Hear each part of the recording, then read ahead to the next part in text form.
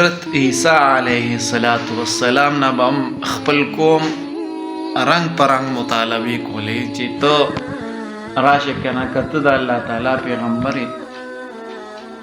نو ته راشه د دې خاورې نه مرغۍ جوړه کړه او هغه ته والوځه ته عیسی علیه السلام له الله تعالی دا معجزه ورکړله چې د هغه به د خاورې نه به یو مرغۍ جوړه کړه او هغه به په بره ور والوتله هغې کې به یې پوکې ووهه په بره به ور والوتله بیا ورته دا خپل قوم وایي چې راشه که نه زمونږ په دې خلکو کې یو بیماری ده که هغه بیماري ته ښه کړه نو واقعي مونږ به تا ومنو چې ته د الله پیغمبر یې کومه بیماري وه دا برګې مرض و عیسی علیه السلام په هغې باندې یو کس یې ورله راوسته او په هغه باندې خپل لاس مبارک راښ کړ هغې سره د هغه بیماري ښه شوه خو بیا هم هغه قوم د هغه پیغمبر چې دا ونه مني د هغې نه بعد کې بیا دا قوم ورته وایي چې ته راشه موږ به تا له هغې پیغمبر ومنو چې ته د یو مړی راپاڅوې د قبر لیبو ته ورته وایي چې ته دا مړی راپاڅوه نو موږ به تا ومنو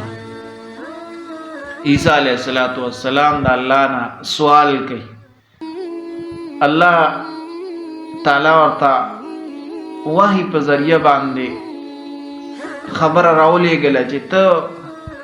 دې قبر واله ته ووایې بس کوم باذن الله د الله په حکم باندې پاسه دا دې به خپله د دې قبر نه راوځي عیسی علیه السلام قبر ته ودرېږي او ورته دا الفاظ وي کوم باذن الله د الله په حکم سره پاسه د قبر شلېږي او د هغې نه انسان نه راوځي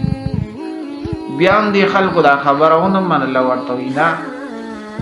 دا سړی خو اوس مړ شوی دی او دی خو اوس وفات شوی دی ته راهي چې موږ یو زوړ قبر لرې بوځو بل یو زوړ قبر لی بوتو چې د هغې 4,000 کاله تقریبا چې دا شوي ورته وایي زه بس اوس ته دی راپاڅوه که نه موږ اوس تا ومنو عیسی علیه السلام بیا دعا کوي یا الله ته دې زما په اواز سره دا راپاڅوي عیسی علیه السلام بیا وایي کوم باذن الله د الله په حکم سره پاسه